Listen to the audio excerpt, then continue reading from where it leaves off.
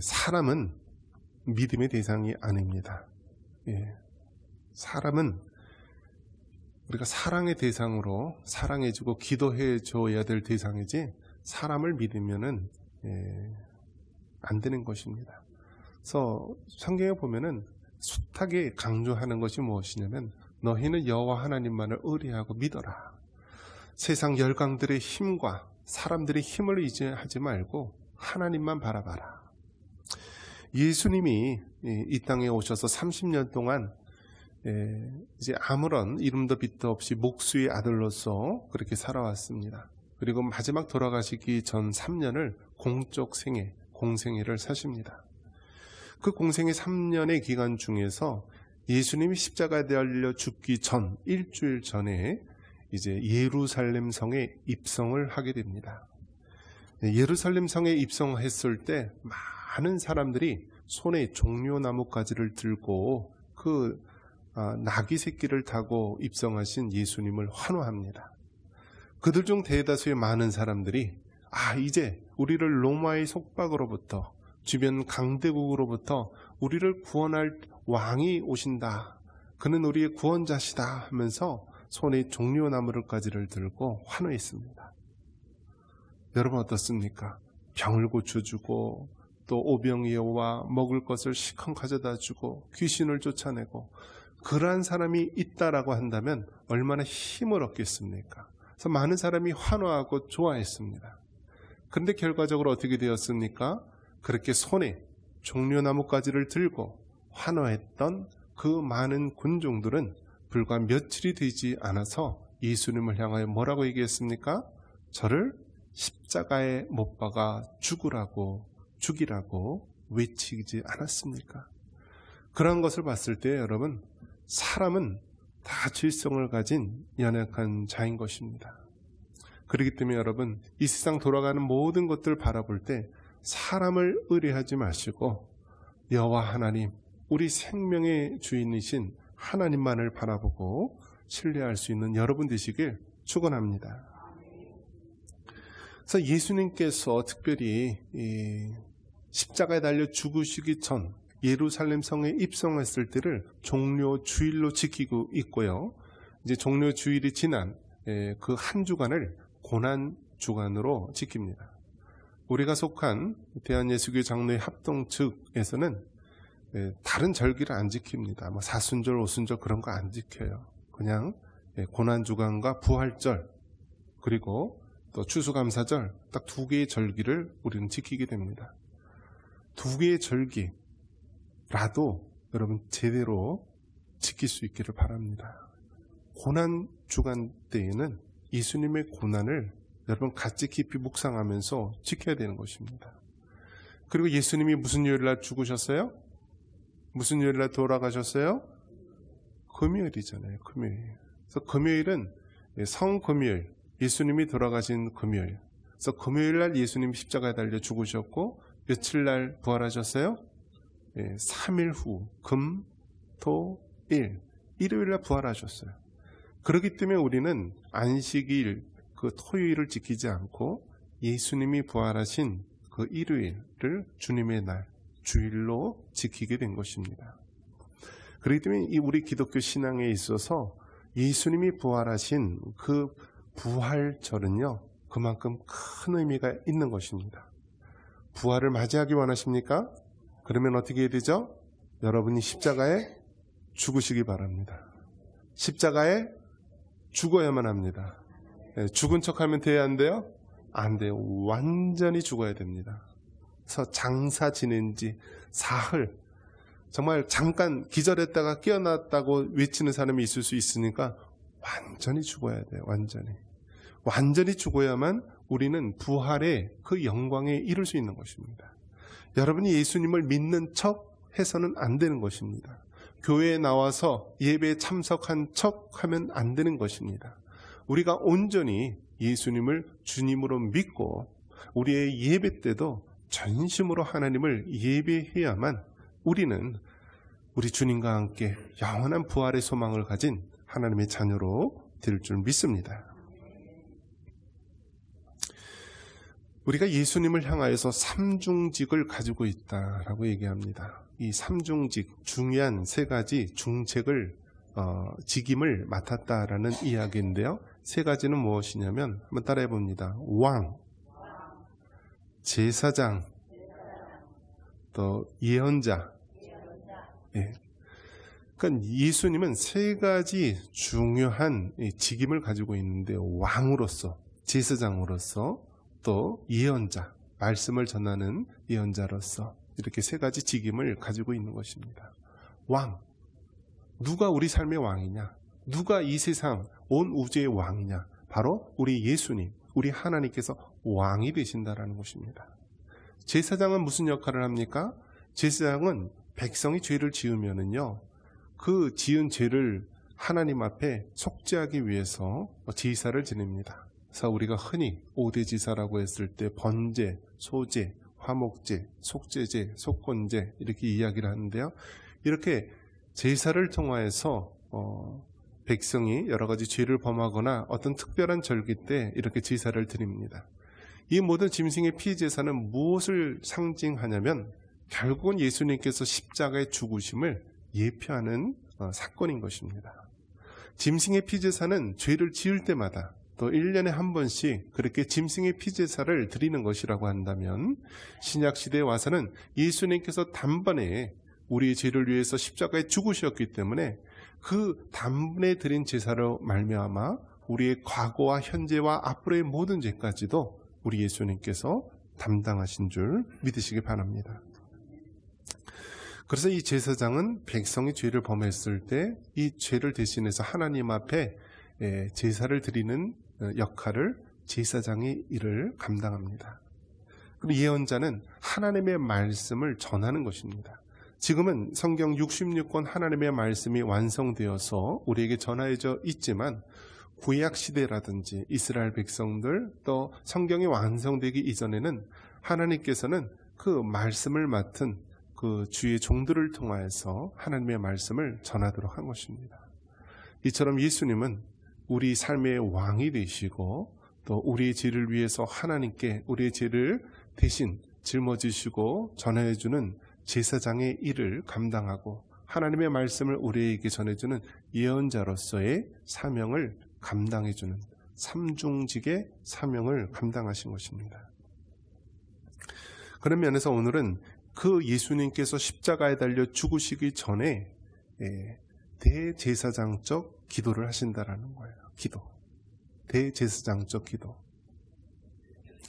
하나님께서는 이스라엘 12지파 중에서 하나님의 그 성막과 예배와 관련된 일을 하기 위해서 레위 지파를 따로 세우게 됩니다. 그래서 레위 지파는 그 땅을 분배받지 못했지만은 다른 지파들이 드리는 11조와 예물을 통하여서 살아갈 수 있도록 하신 것입니다. 그래서 성막과 관련된 일을 하는 것이 레위 지파요. 레위 지파 중에서도 모세의 형인 아론이 이제 제사장이 되는 것입니다. 그래서 아론의 자손 중에 제사장이 되는데 그 중에서 딱 한 사람만 대제사장이 되는 것입니다. 그래서 대제사장이 대속죄일 때 그 지성소에 들어갈 수 있는 자격이 되는 것입니다. 그래서 이 제사장이라는 직임은 레위 지파 중에서 아론의 자손만 가질 수 있는 것이고, 그 중에 대제사장만이 유일하게 그 하나님의 거룩한 성소로 들어갈 수 있는 자격을 갖게 되는 것이죠. 그래서 예수님이 바로 죄인된 우리를 위해서 대제사장이 되신다라는 거예요.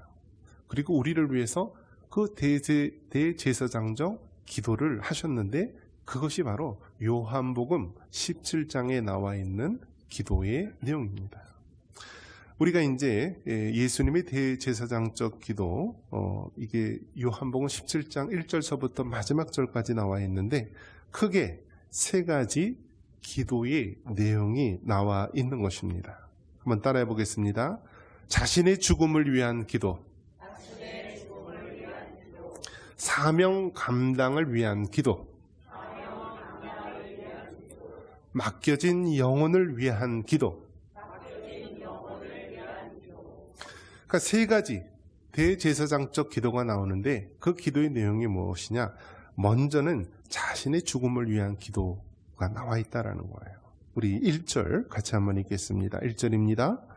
예수께서 이 말씀을 하시고 눈을 들어 하늘을 우러러 이르시되 아버지여 때가 이르렀사오니 아들을 영화롭게 하사 아들로 아버지를 영화롭게 하게 하옵소서. 아멘. 이제 예수님께서 십자가에 달려 죽으시기 그 일주일 전에 예수님께서 대제사장적 기도를 합니다. 그러면서 뭐라고 얘기하십니까?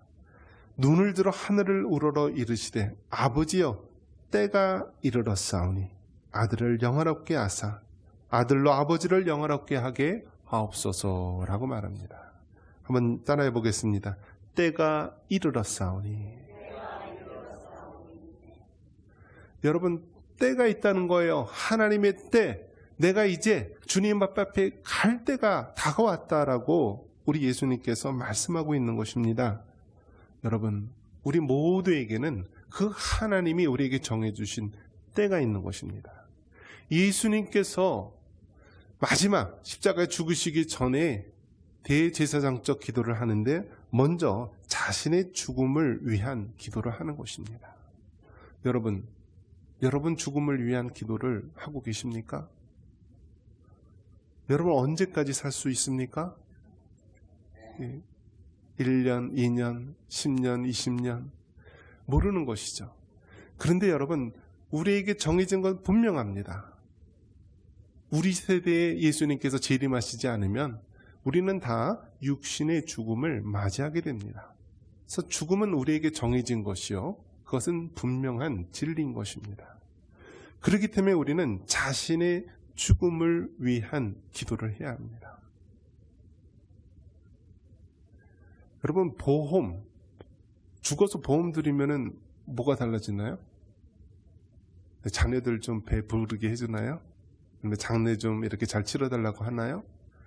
정말 보험이나 이런 것들, 뭐 생명보험 뭐 이런 것 중요하겠지만은 제일 중요한 것은 자신의 죽음을 위한 기도를 할 수 있기를 바랍니다.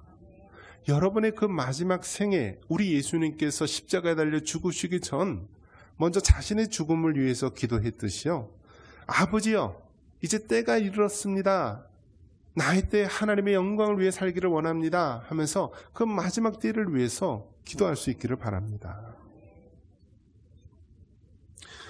어제도 이 포괄적 차별금지법과 같은 악법 반대를 위해서 사람들이 나오는데요, 나이 드신 분들이 많이 왔더라고요.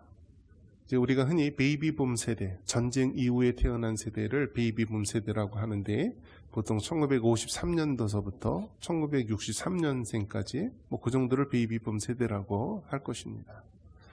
그런데 그런 생각이 들었습니다. 저들이 도대체 무슨 할 일이 없어서 놀러 갈 데가 없어서 나왔을까? 저 사람들이 그래도 번듯하게 다 잘 살고 그랬던 사람들인데 뭐 심심해서 할 일이 없어서 그냥 나온 걸까? 그게 아니더라고요. 그들이 인생을 살면서 보니까 돈보다도 뭐 여러 가지 건강이나 그런 것보다도 더 중요한 게 있더라. 우리의 자녀들과 우리의 다음 세대들, 이 땅에 있는 교회들에게 정말 중요한 가치가 있는데, 중요한 진리가 있는데 그것을 위해서 나온 것입니다. 우리가 예수님을 믿는다라고 한다면 그 진리를 위해서, 예수님을 위한 진리를 위해서 살아가야 되는데 이 세상이 너무 악하게 되고 우리의 자녀들과 차세대들이 살아갈 이 세상이 너무나 죄악으로 가득 차 있기 때문에 그들이 정말 노구의 몸인데도 불구하고요, 그 아스팔트로 나온 거예요. 그나마 어제는 뭐 따뜻한 봄바람이라도 불고 햇볕도 따뜻하고 해서 있을만 했지만 그 한겨울에 나오신 분들도 있고요, 그 한여름 땡볕에 나온 사람도 있고 얼마나 고생하면서 나옵니까? 그러한 사람들은 주여 이제 때가 이르렀사오니 하나님 영광을 받아주시옵소서라면서 자신이 정말 죽음을 맞이하기 전에 그 주님의 진리를 위해서 뭔가 의미 있는 일을 하고 싶어서 나온 것입니다.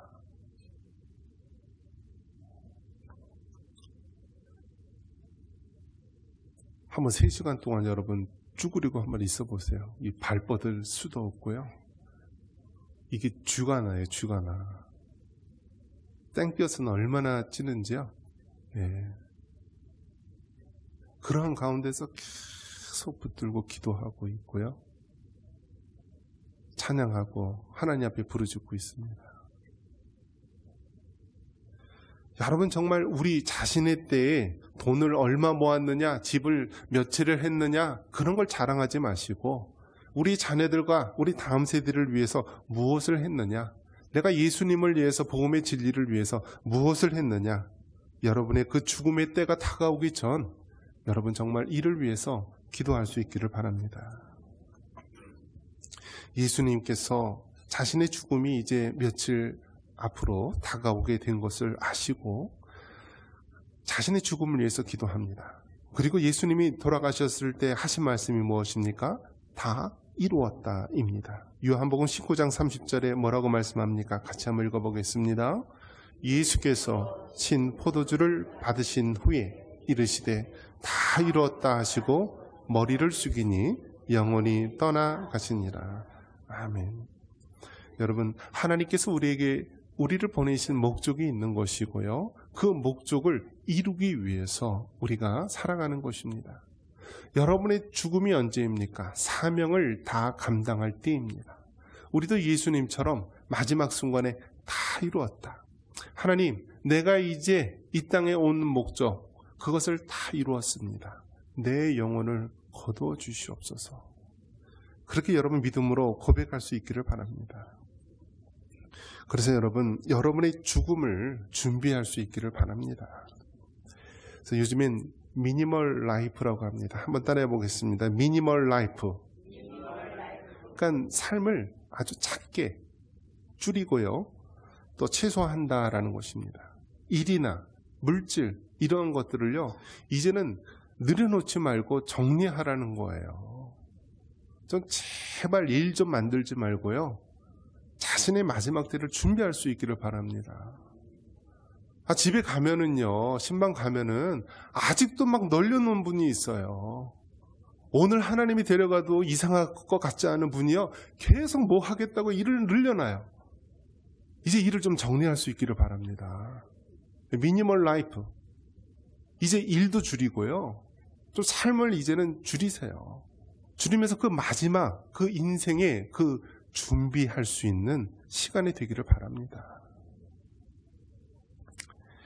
자신의 죽음이 가까이 왔음을 깨닫고 우리는 일이나 물질의 소유를 최소화하면서 예수님이 그 마지막 종료주일 돌아가시기 전에 대제사장적 기도를 했듯이 나의 마지막 때, 우리 하나님이 약속하신 그 때가 가까이 왔음을 인정하고 그 하나님 앞에 그 시간을 온전히 드릴 수 있기를 바랍니다.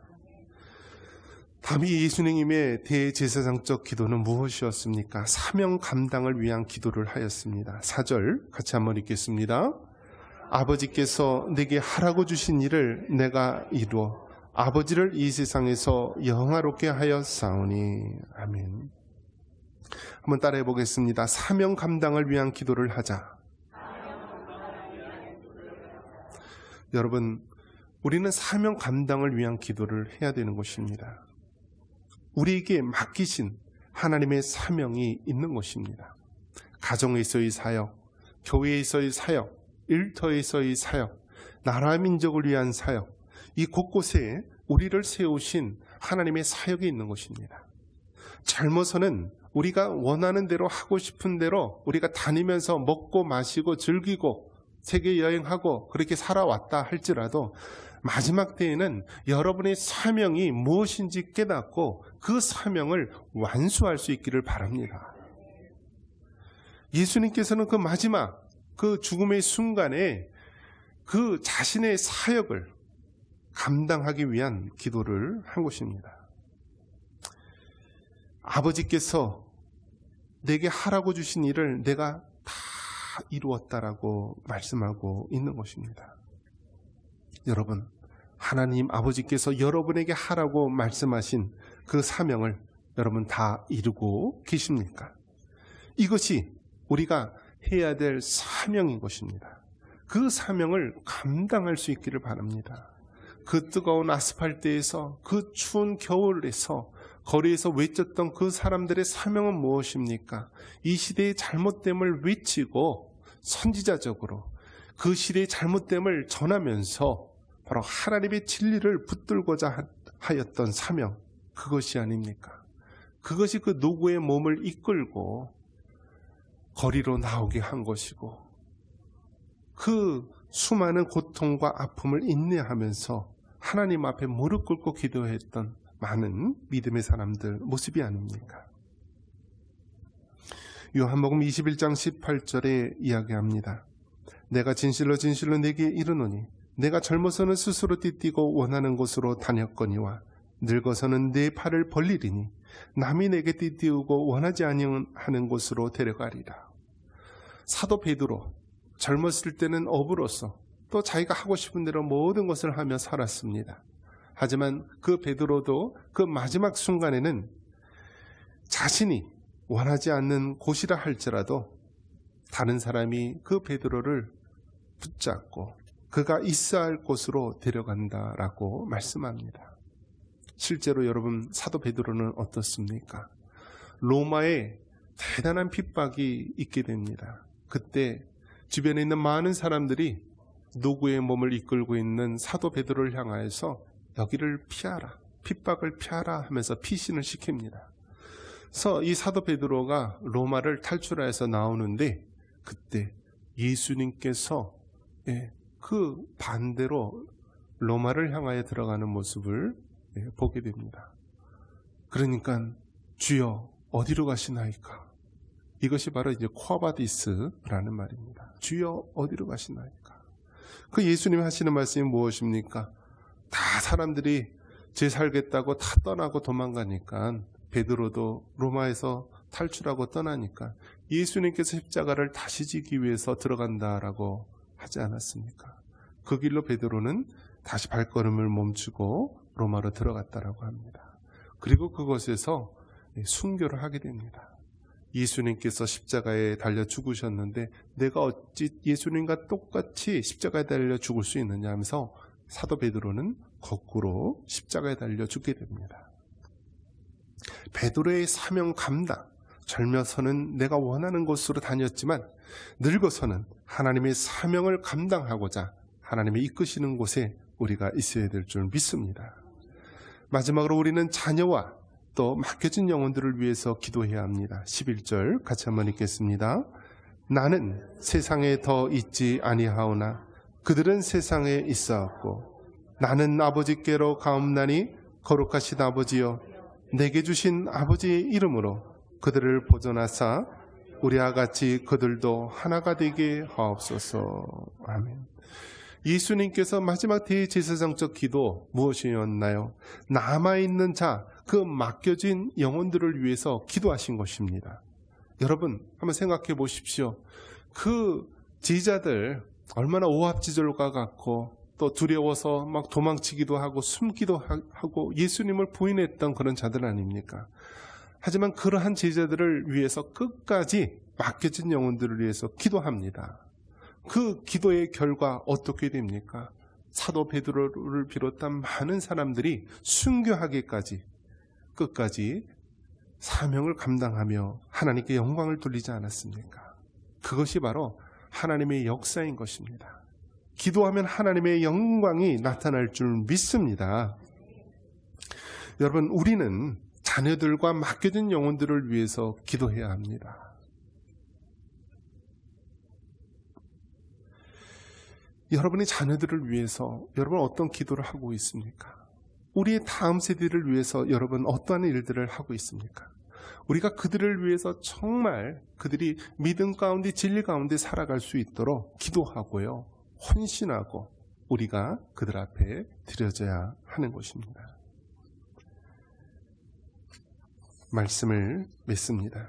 오늘은 종려 주일입니다. 예수님께서 십자가에 달려 죽으시기 전에 세 가지 기도의 제목을 했습니다. 첫 번째는 자신의 죽음을 위한 기도였습니다. 그리고 두 번째는 자신의 사명을 위한 기도였습니다. 그리고 세 번째는 남겨진 맡겨진 영혼들을 위한 기도였습니다. 여러분, 우리가 살아가는 지금 우리가 마지막 때임을 깨닫고요, 예수님의 대제사장적 기도가 여러분 자신의 기도가 되기를 바랍니다. 그리하여 이 고난주간 종료주의를 맞이해서 하나님이 우리에게 맡겨진 영혼들과 사명을 위해서 기도하며 묵상할 수 있는 한 주가 되기를 주님의 이름으로 축원합니다.